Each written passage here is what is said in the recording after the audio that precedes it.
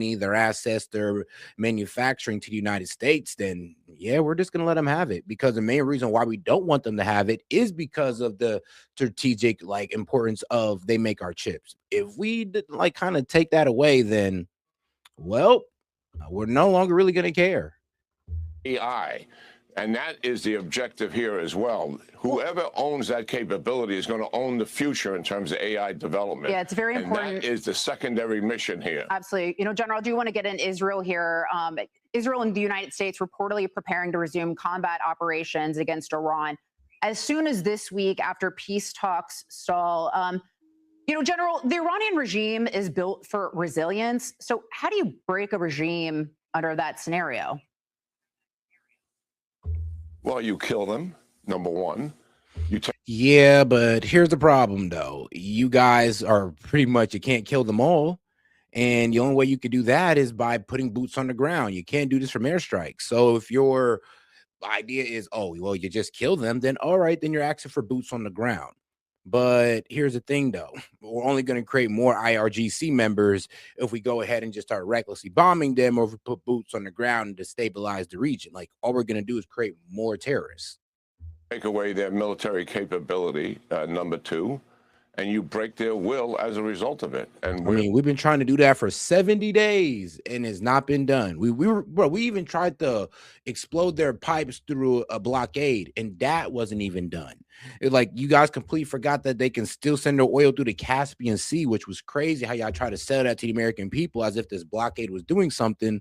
But sadly, a lot of people can't really port to Iran on a map. So I see why a lot of people fell for it. We're going to do all of that. We had 2 weeks left in the campaign. We're going to execute that. It's a combined campaign, U.S. and Israel. We'll go right back after the IRGC and what sustains the regime. The weapon systems that we haven't destroyed are certainly going to be on the table. The remnants of whatever nuclear elements are left. And then we're going to take down every revenue source that they have and put this regime on a path to not just military defeat, but economic collapse. You know, that's what we'll see. And then we'll open up the Straits of Hormuz as well. And you know, it's so crazy. He doesn't even understand now. You know, if you economically collapse these guys, they're only going to see us as the enemy. Like, we're already shouting like all over Twitter how we're putting sanctions on them and destroying their dollar and all this good stuff. And that was supposed to be like a facade. We weren't supposed to say that out loud. It was supposed to be a facade we use to pretty much get the people of Iran to blame their government, so to overthrow their government for their hard economic times. We're out there on X bragging about how we're putting sanctions on them, trying to destroy the regime's, economy. Well, the regime's economy is the people of Iran's economy. You're only turning them against us when you say it out loud, that you're putting sanctions on them, trying to destroy their currency. Real quick before we go, we've taken out many of their leaders, as you pointed out, kill them. Like, so it's not that I'm against it. It's just that when you say it out loud, you kind of ruin the whole reason for it. Take them out, which is what we've done. But we've also taken out a lot of the leaders who can make decisions and enforce those decisions from a diplomatic standpoint. Do you think, is diplomacy dead with Iran? Well, I think President Trump has exercised an enormous amount of strategic patience here. He was given some indications that these guys were willing to make a deal, and he's given them 5+ weeks to come forward with something. And obviously what they were doing, their objective was, I think, to delay, not to make a deal. And the president has ran out of patience. I don't think there's any deal. Nah, here's the problem, that both sides wanted to make a deal, but both sides' maximalist demands, could not be met. And here's the problem. Our maximalist demands, the fact that Iran's able to walk away, shows us the reality of what's going on the battlefield. That apparently we haven't been doing so well as, Pete Hegseth and Donald Trump has been reporting. Have been reporting. If we can't get Iran to concede to our maximalist demands, like, this is what you guys got to understand the common sense of it. If Iran's able to walk away and return with their own maximalist demands, that means we don't really got them where we want them. That means they still have cards they can play, and they do. Them closing the Strait of Hormuz is actually a pretty big card, an Exodia level type card, that it has a whole lot more importance that you're willing to give it. It's not just oil, but it's fertilizer. It's the internet cables that's laid under the Strait of Hormuz that's also being held hostage. It's a lot of things that's going on when it comes to the Strait, and the fact that we haven't been able to completely destroy their Navy. We haven't been able to get rid of their their air, what was it? Their air defense system, nor have we been able to get rid of the constant threat of those drones. And they're still a threat to our regional allies, or our Gulf regional allies. So this is the problem here. It's been 70 days and we have not done anything to make Iran a weaker power. Actually, Iran might come out of this a fourth world power because now they're able to control a key point of the global economy. Be made here. And the problem I've always had with the deal, even if the deal is perfect, what we do with any deal is we have to give them money to adhere to what they want in the deal. They want their frozen assets to be given to them. That's $100 billion. They want sanctions removed. If we ever did that, what are we really doing? The regime not only survives, but we wind up financing their recovery. Well, and you see what they're doing. They're pushing for more. They're pushing for the war to resume. They're pushing for more kinetic strikes. They don't want the ceasefire no more because they understand that, guess what? Nothing has been done, or else Iran would have conceded already. Obviously, their military isn't destroyed. Obviously, there has been no regime change. We haven't took off the release of the Strait of Hormuz, which is one of their key cards there. And once again, missiles and drones are still operational. So, yeah, I can see why these warmongers, these neocons, are pushing for it because they've realized that nothing has been accomplished within 70 days. it's a good point. So that's why they're interested. That's why they're interested in a deal. They don't just want to survive. No. We're interested in a deal. Iran is pretty much telling us to our face that, look, we're not accepting nothing less than our control of the strait. We're not giving up our enrichment, 60% enrichments, because we kind of proved to them why they need it now. But, oh yeah, and of course they want reparations as well. So when Iran is out here showing their ass like that, able to ask for those type of demands, it lets you know that we don't have all the cards and they still feel like they can hold us out. And since they feel that way, I guess the strategy would be to, instead of just conceding or trying to meet them in the middle, it would be just to try to keep, blow them into submission or to resume strikes till they're willing to concede. And I'm not sure if that's really going to work, because if we keep striking them, then they already said that they will push towards 90% enrichment. And if we continue, and if we go ahead and commit to power plant and bridge day, well, Iran's going to commit to power plant and bridge day throughout the Gulf region. And it's going to destroy the global economy. And trust me, we're going to start seeing $10 gas in America if that's done. They want to be able to recover. We we're appreciate, not going to do that. Yeah, that's a great point. General Jack Keane, it's always an honor to see you, sir. Thank you for bringing your wisdom and insight to us. But all right. Let's go ahead and get to the next video right here. And guys, don't forget to double tap that video and like, oh my bad, double tap the screen and like the video, guys. We are currently going through a shadow ban, so let's show YouTube we got engagement through double tapping that screen. All right, let's get right back into it. Diplomacy and negotiation. You don't have kinetic warfare right now. You don't have missiles flying around. And so we've got to allow the administration time to finish this and sort it out. Yeah, the clock is ticking for Iran to negotiate a deal, and sources confirmed to Fox News that President Trump may restart military action. And hello, everybody, and welcome to the final hour of tonight's big weekend show. President Trump is warning Iran that time is running out to make a deal, following a phone call between the president and Prime Minister Benjamin Netanyahu. Military options are on the table, while the next wave of attack will reportedly be far more aggressive. They could come as early as tomorrow. Joining us now is Mike Sorelli. He's a Marine, a retired Navy SEAL, and I changed the order here, and host of the Unsung of Arlington on Fox Nation. Mike, thanks for joining us. Thanks for having me, guys. Yes, sir. I consider you a friend. We spent some time together here and there, doing great stuff, by the way, with Fox Nation. A couple of things you have coming down the pipe, and just proud of you for telling the stories that need to be told. When we look at Iran, we talk about the stories that need to be told. You and I fought that 20-year war, those 10 two-year wars, as I like to say. We worry about making the mistakes of the past. We also see what's happening and see how it's different. What's your take? Yeah, I think to compare it to Iraq is like apples and oranges, just two completely different scenarios. What we see here in the 39-day ceasefire is, guys, we are doing target refinement, ISR pattern building, cyber attacks. We are in a better position, and Iran is behind the power curve. Additionally, during those 39 days, Iran is communicating, they're moving, they're repairing, they're hiding, and they're really exposing critical nodes that we didn't know before.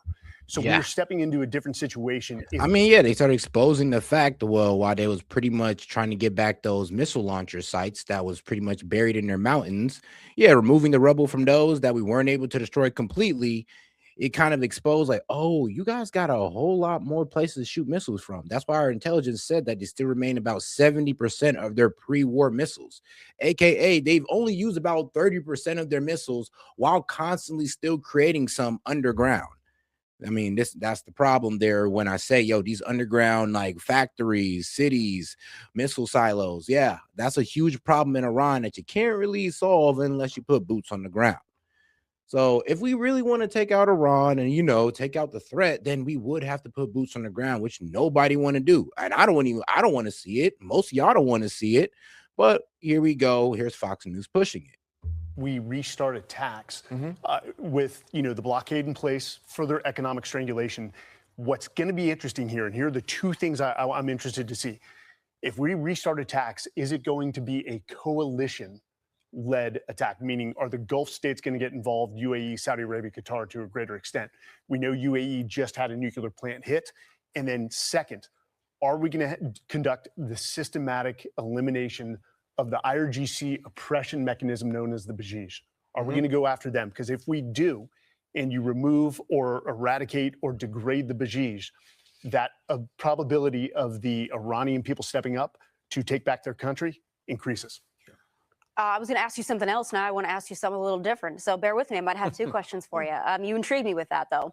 So I don't disagree that that would be something that would need to happen for the Iranian people to rise up and be able to take back their country and restore it to what it once was. This Persia, this idea that it could return to that is so aspirational. But we've seen this play out before when you have a power vacuum.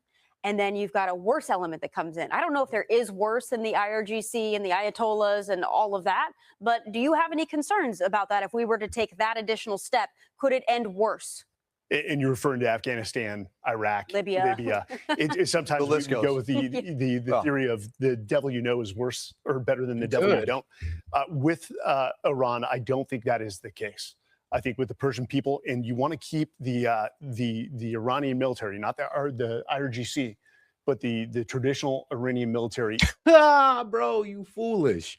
Bro, I'm sorry, but the Iranian military is basically the IRGC, guys. I'm sorry, but they're basically the same thing. It's like, bro, if you're going up against the Iranian military and the IRGC, trust me, they're not different. There really is no separating them. And the IRGC is bigger, bro. That's a whole 1,000,000-man army with women in it.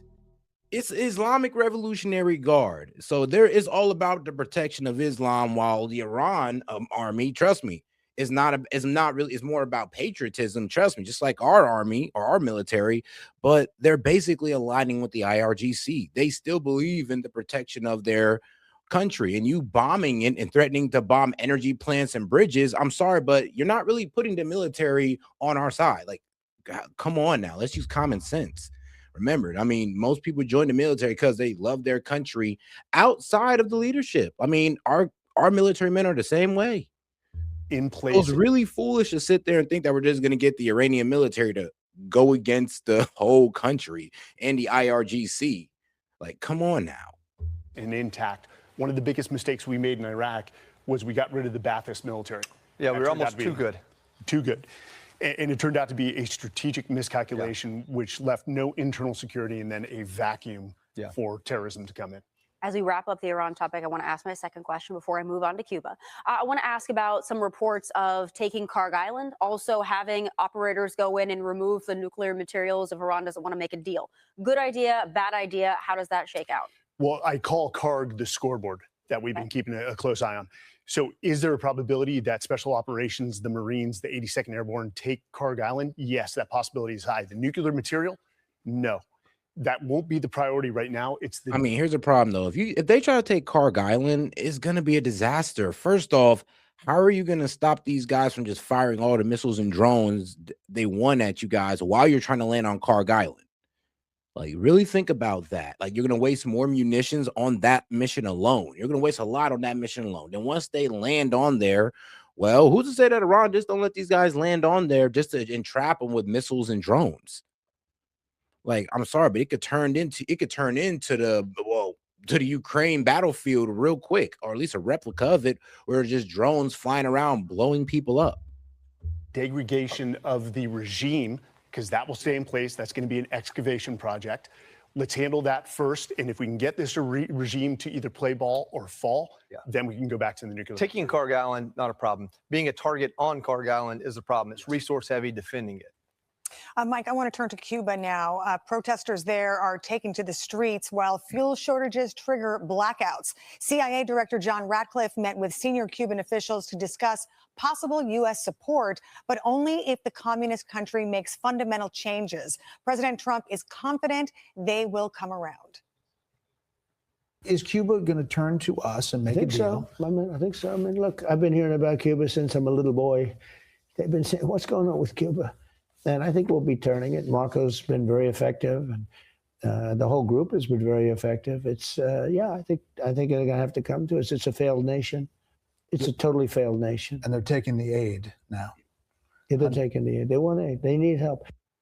But Axios is reporting that Cuba has acquired more than 300 military drones and is discussing plans to use them to attack U.S. bases and assets if a conflict breaks out. Okay, so open conflict with Cuba. They're just not trying to go softly into the night like I kind of thought they were. But here's the problem. We actually did commit to Cuba. We're going to take them out just like we did Maduro. Like, that's going to be pretty easy work right there. Now, I mean, here's the thing. They might be a little bit more prepared than Maduro was. I'll tell you that. So maybe just a little bit harder on the fact that they're prepared for this. But trust me, it'd still be an easy win. Shoot, it's way easier than Iran. I'll tell you that right now. Well, Mike, given that, which scenario is true here? Are they going to take the aid? Are they going to make the fundamental changes? Or are they planning an attack on the U.S.? So I've got to say this first. We didn't send the State Department. We sent the CIA. And if that's not symbolic, 60 plus years after the Bay of Pigs, that was a very strategic message by President Trump. So the drones are concerning one sourced by both Russia and Iran. Would Cuba make the fundamental mistake of attacking the United States? It would be their doom. I think ultimately, too, we're bringing law warfare into this this scenario with Raul Castro and the downing of an American plane where 4 Americans were killed. If he doesn't need a better example, it's called Maduro. We can't find you. We'll come in and get you. But, you know, for Cuba, what Trump has done is put them into a position where this regime can fall without a shot fired. We saw Maduro in Venezuela go down. I mean, yeah, right now we're crushing them through a blockade, so they can't really get that much energy. They're going through rolling blackouts, the sanctions, their economy is completely destroyed because of said sanctions. And here's the thing, though, that we always kind of miscalculate, because we did the same thing in Venezuela. As easy it was to remove Maduro, we still didn't remove, like, you know, I guess the regime in a way. Remember, there's people right now in Venezuela that are armed militia groups that are asking for Maduro back. So we still haven't removed, I guess, the love of the regime, sadly. And I think it's going to be the same thing in Cuba, because a lot of these people don't really see the regime as the reason why they're suffering. Because remember, the regime used their propaganda to frame it as, oh, it's the Americans are the reason why you're suffering. Remember the sanctions, this and that, American imperialism. They want to take us over, so they're destroying our economy. And you know what? I mean, they kind of got some truth to that. I'm not even going to sit here and lie. Like, they're kind of cooking with that. But this is how they pretty much keep their people on their side, is framing it as, oh, America bad. Look what they're doing to us. And I mean, they're kind of cooking, because we are doing it to them. Let's not play stupid here. Now Iran, another source of financing and material support for Cuba. They are isolated. The best scenario for them is to play ball, or they will lose this regime, period. Mike, first of all, thank you for your service. This is a patriotic time, and thank you for stepping up and serving our country. But this second thing is, you've got this a new season coming up on Fox Nation of Unsung of Arlington. Tell us about it. What will we see this year? Yeah, this is season 2. Yeah. So I was thrilled to hear it was renewed. I've got to give a thank you to Fox Nation and Fox News. There is no other news network. I'll tell you, you know, Joey and I know what station was playing overseas. It was Fox. You guys have always been committed to veterans and the military causes and are fallen. So thank you for that. Navy SEALs had TVs. Just So, you know, this exists to remind Americans that real people with real names, real families gave their tomorrow for our today. And those names matter. I remember we were at dinner 2-3 weeks ago. Yeah. I mean, here's the thing, though. Every time, our brave military men and women go out there in the Middle East to fight for whatever the hell we are now for. I'm be real with you. Every time we go out there into the Middle East, it never really comes back with a good return on investment. Like, we go in there, we invest billions of dollars, we invest American lives that are lost. We can never get that back again. And for some reason, we either end up in the same predicament or we end up in an even worse problem than what we initially started out with. So this is what kills me when people in the military support these wars in the Middle East, because it's like, bro, you guys should know like better.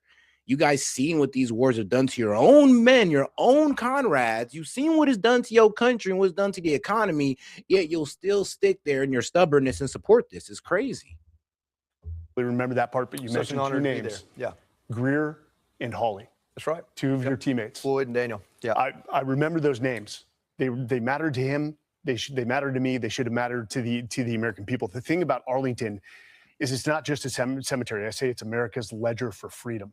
And each of those headstones are a receipt that was paid for freedom. That is a little uncomfortable to think about. But as you hear these stories of these amazing men and women that we cover, they're inspirational. And the greatest thing we can do is, the greatest monument is not a marble headstone. It's actually turning inspiration into action. They believed in this country and what we could be and what we can be. It just takes all of us to commit to that.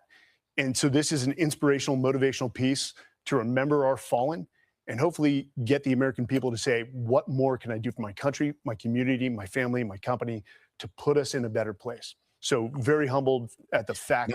Well, here's one: not have them think that this war is a good idea so they can keep on wasting our treasure and our taxpayer dollars. I mean, that's one thing you can help out with, but you don't seem to think that, that leads to anything good. I mean, think about it like this. If Trump actually did the no new wars, we'd still be focusing on the affordability of Americans. Inflation would still most likely be on the downtick, and we could have still had the Dow at 50,000. Like, we could have had all this without the Iran war, but guess what? We can't have none of it with it. And then, of course, there's the whole Epstein files added in as well. Like, well, what did you pop this off because you wanted to hide that because the heat was getting the heat was there? Like, let's be honest. Like, we got Howard Lutnick line. They're now starting to bring it back up again and all this good stuff. And then, boom, all of a sudden now they want to throw alien files at you. It's kind of crazy how much distractions are coming out at once. That I got to participate in a small way in this series. I'm so excited about it, man. I haven't seen the first season. Full disclosure, didn't know about it. I'm going to go watch it. I'm going to post about it. I'm sure you got some stuff from Section 60, our section down there, from our generation, but then the whole place. And, those marble tombstones that you talk about, that's what makes the whole place so solemn, is that no matter who you were, no matter your rank, no matter the award that you received, it's that same grave marker. And it's so humble, and it's the humility of it that makes it stick. If you can't make it to Arlington, there's national cemeteries all over the country with the same tombstones. Brother, thank you. Appreciate you. Thank you all. United States Marine, also did a little Navy SEAL stuff. But listen, that's season 2 of The Unsung of Arlington, streams exclusively on Fox Nation starting tomorrow. Let's check it out. I'll watch it. He stopped by to see us, had some great answers. Tommy, I'll go to you first. You can pick any of the topics. He had a lot to say about Iran. I love the point he made about they sent the CIA to Cuba. And then, of course. But all right, of course, we know the CIA is operating in Cuba. But all right, now let's go ahead and get to some international news. Let's see what they're saying here over here on Al Jazeera. And guys, don't forget to like the video, guys. Appreciate your support. Any question, comment, jokes, or disagreements, you could super chat that in. Right now, like I said, we're going through a shadow ban, so it would really help out if you guys would like the video. President Donald Trump has warned Iran that time is of the essence as peace negotiations between Tehran and Washington appear to be deadlocked. In a post on Truth Social, Trump wrote, "For Iran, the clock is ticking and they better get moving fast or there won't be anything left of them. Time is of the essence." Trump's warning coming after Pakistan's interior minister met Iran's president in Tehran. Mohsin Naqvi says he hopes Pakistan can bring the negotiations to a successful conclusion. President Masoud Pezeshkian has praised neighboring countries, including Pakistan and Iraq, for not allowing the U.S. to launch attacks from their territories. Al-Medad Al-Ruhaid reports now. Yeah, and that's a huge development right there. Yeah, like Saudi Arabia has pretty much told us no. I guess they green-lighted us back, but now they're telling, well, they green-lighted us before, but now they're telling us no again, saying that, look, we're not, if you're going to resume a war with Iran, you can't use our military bases, and that's huge. A lot of these Gulf countries are realizing the fact that, yo, we can't protect all of them. And we weren't even able to protect our biggest assets in that region, which was our military bases. A lot of them were bombed to hell and now are uninhabitable, inoperable. Like, that's a huge problem. And now America's being seen as more of a liability to be allies with than an asset. And that's what's being proven throughout this war well, I guess when it comes to concerning our regional allies, but our Gulf regional allies. From the Iranian capital with more on Trump's warning that the clock is ticking for Iran to make a deal. What we are seeing right now is a new round of a very sharp and threatening language from the United States President Donald Trump on his Truth Social, saying that the clock is ticking for Iran and Tehran must move fast or face consequences. This type of statements and messages are being received here with a very clear message of defiance rather than concessions.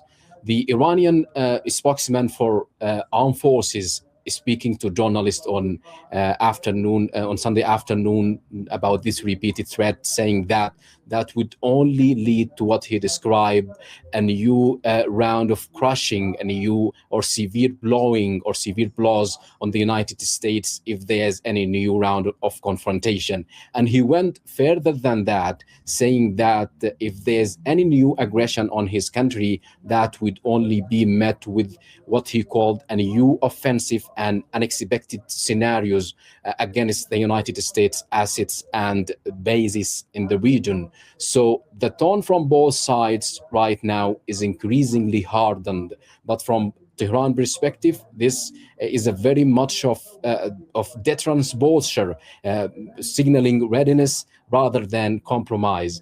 At the same time, what we are seeing right now, so yeah, Axios, and it actually is wild, but actual reports that President Trump is expected to discuss options for military actions with officials on Tuesday.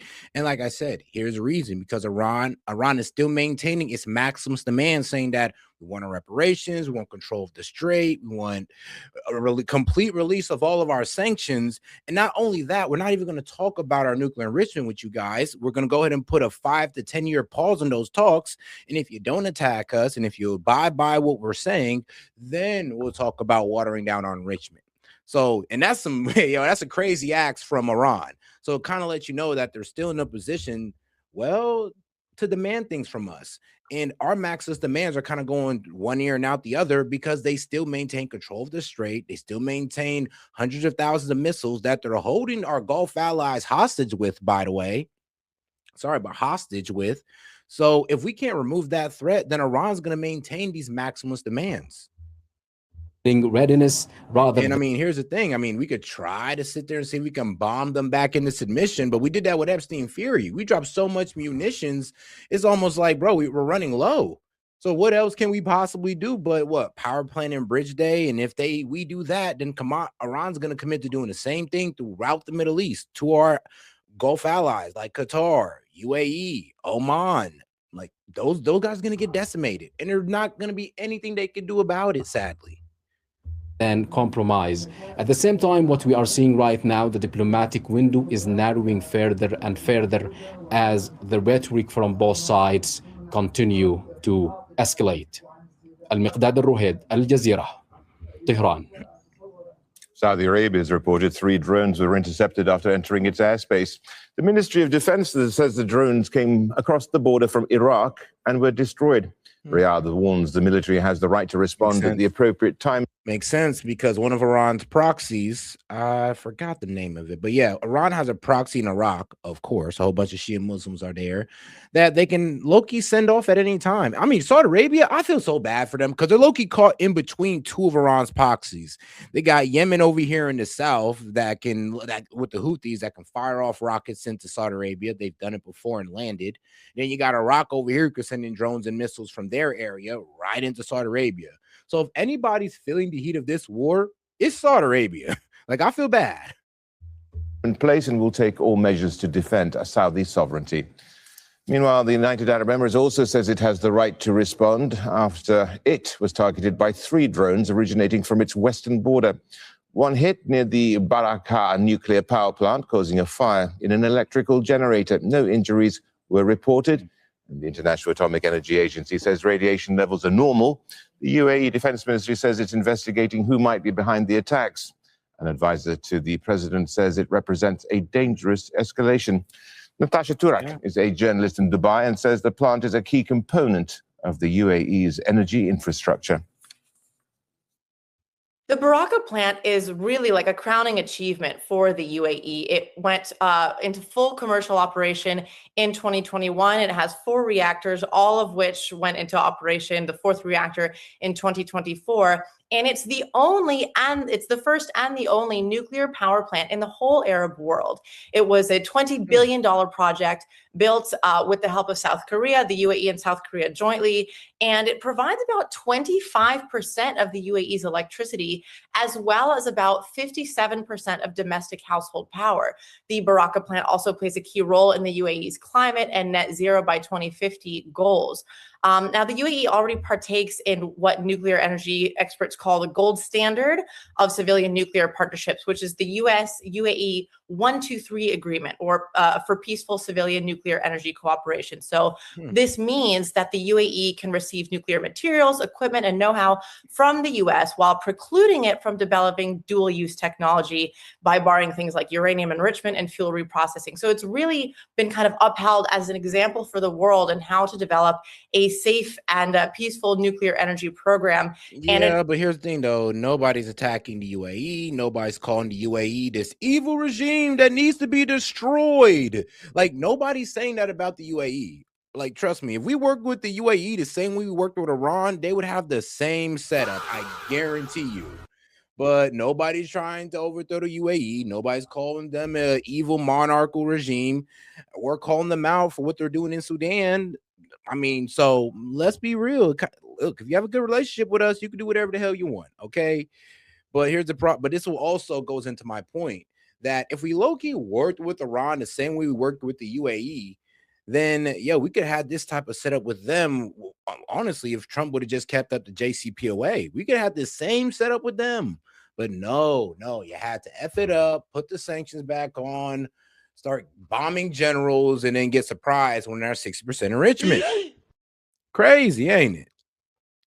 Oh, yeah. And shout out to my man Noah Jordan. He's like, see you at boot camp. Once BB gives the green light, there's shadow banning you since you're keeping up. Yeah, since you're keeping us up to date. Keep the grind going, big dog. Bro, I already know. You know what's killing me? I don't know why when I woke up today, I was like, every time something like critical happens in politics, or with this war, I tend to get hit with a shadow ban, and it's irritating, but it is what it is. Because guys like keep me going. But it low-key is irritating. I'm like, oh, so we're about to get back into kinetic strikes, and all of a sudden your boy gets shadow banned. After calling it out for like what? A couple weeks now? Like, that is insane. And then right when we're here, with all my points being vindicated, I can't even get the engagement that I'm not going to say I deserve, but that I've been usually getting to sit there and rub it in their face like a dickhead. Like, I'm going to be real with you. It's tough, but it is what it is. It is also, of course, part of the UAE's vital power infrastructure and just the latest in what has been a series of attacks on other parts of the country's energy infrastructure, in particular oil and gas facilities. Earlier, I spoke to foreign policy analyst Adam Clements and asked how the attacks will affect Gulf states' relations with the United States. As a result, Gulf states are definitely in a hard place right now, trying to understand where it can go for its historical security guarantees and umbrella with the United States. And maybe in the past, for some states where this became more transactional before the Iran conflict, maybe it'll push them more towards the U.S., or it could push them away and become even more transactional. Now, Adam, let's have a look at actually the war now and where we are. I mean, it does seem like despite Donald Trump posting that time is, or should I say the clock is ticking, that we are in effect in a stalemate currently. And what would it take for something to give here? I think that both sides have to be able to declare victory in some way. I think that Iran can already declare that victory, at least as much as it hasn't lost. And it's been able to stand up to the United States and Israel, and the regime hasn't fallen. For the United States, Exactly. And here's the thing, though. I do understand why people get pissed at me, or everybody, or honestly, everybody that shares my opinion on, you know what, it doesn't look like the U.S., is winning. Me, I'm not going to sit here and say we outright lost, but I'm saying we sure as hell ain't winning. And every time I say that, a lot of people lose their shit. And I'm just like, all right, well, great. Argue against it. Tell me how we're winning the war with the regime still in power, Hormuz, the Strait of Hormuz still closed. And once again, Iran's not conceding to any of our maximalist demands at all. And now we're thinking about resuming strikes because we can't get what we want in order to make these guys concede. So we're gonna have to bomb them into concessions. And here's the thing: that's what we try to do with Operation Epic Fury. I was about to say Epstein Fury, but you guys know what I mean. The problem is we didn't even get that done with that, and then we capped about the results of Epic Fury the entire time.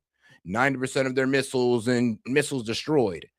Intelligence report come out. Actually, they still got 70% of it. Oh, entire Navy at the bottom of the sea. Oh, no, actually, they still got 60% of their Navy. A bunch of kamikaze speedboats and speedboats with missile launchers on them. Still a Navy, guys. I know y'all want to downplay it and be like, but Seth, they're speedboats.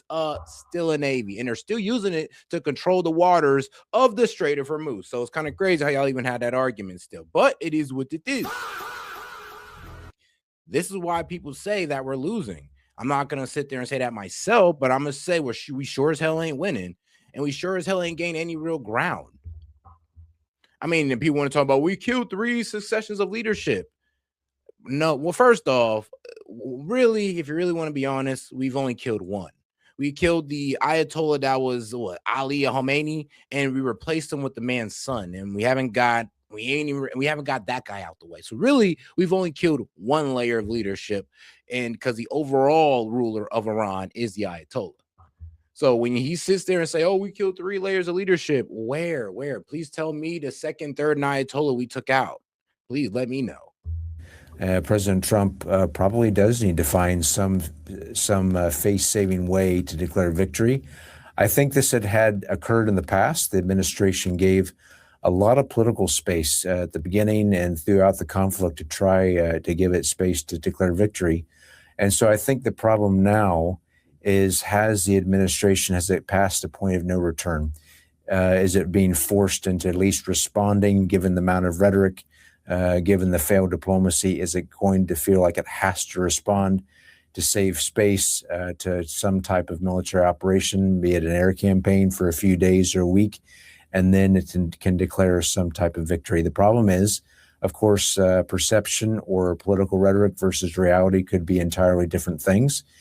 And I think the big thing here that we should watch is the continued discreet or overt public messaging from Gulf states, because without a doubt, Gulf states have suffered tremendously economically, and not just Gulf states, but other states that require or need or are reliant on Gulf oil petroleum flows in Far East and South Asia.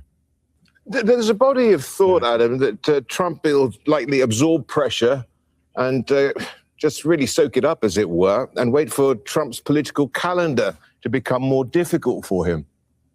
Rashad, I think this is right. There, of course, an international focus always has some type of reflection or some type of roots in domestic politics. And so you're absolutely right that the price of a gallon of gasoline or inflation could certainly hurt Republicans and his supporters and his base as we're going in to U.S. elections that take place every 2 years. Yeah, but let's be real, though. Trump has already expressed that he just don't give a damn. He already said it. He's like, I don't care. Like, bro, when it comes to, ending this war, negotiating with Iran, I'm not even thinking about American affordability. So let's be real. If you think Trump actually cares about what you're going through when it comes to the unaffordability that's growing, no, he doesn't. It's all about Iran not having a nuclear weapon that they was never going towards, and nor do they have. So, hey, it is what it is. And if they are going towards it, well, guess what? It's only because we popped off this war with them.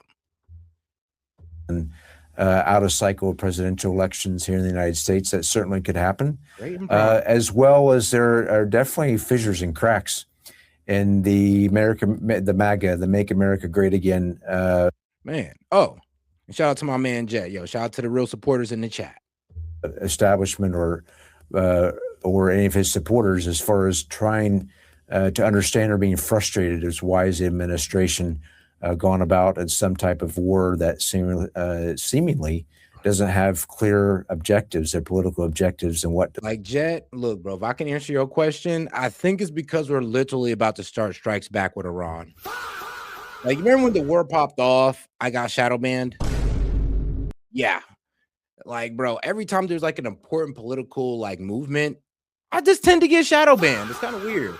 And it happens on like these 2 weeks increments. Like, you know, I have 2 weeks of great engagement and 2 weeks of just man, taking away engagement. So this is why I always say, guys, like, make sure you guys follow me on Rumble, Kick, you know, other platforms that actually practice free speech. You know, Rumble and Kick are probably the 2 best ones. I'm really trying to migrate people to Rumble and Kick because, you know, once I actually get a good enough audience on there, I promise you guys, I'm going to start shortening the YouTube streams because apparently I can't say what I want. And they're willing to literally strip my audience from me, pretty much trying to get me not to talk about what I'm talking about and want me to just go along with the agenda that Fox News want to feed to you. And I'm not doing it. I'm not doing it.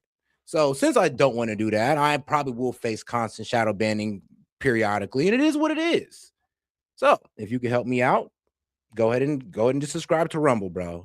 Just go ahead and subscribe to Rumble or Kick. It don't really matter. Either way, at least you'll get the notifications.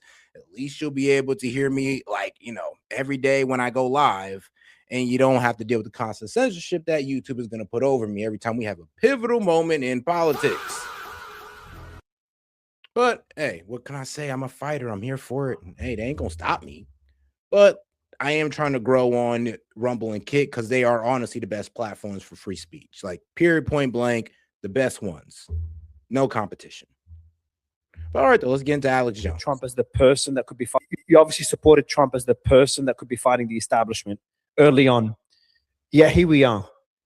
Do you ever feel like it's like just kind of, I wouldn't say giving up, but kind of lost faith in the system, if you know what I mean? Because that. Hey, and shout out Luna. She says, been a tough journey, wanting the best for this country and adapting to reality. Yeah, I know. And I know, Luna, you were definitely, hey, look, we're all supporters of Trump. But as you have, I'm pretty sure even you're seeing things progress and you're just like, yo, what's going on? Like, one is not what I voted for. We're not getting what we want. The American people are hurting and Trump is telling us that he don't care. I'm just caring about Iran.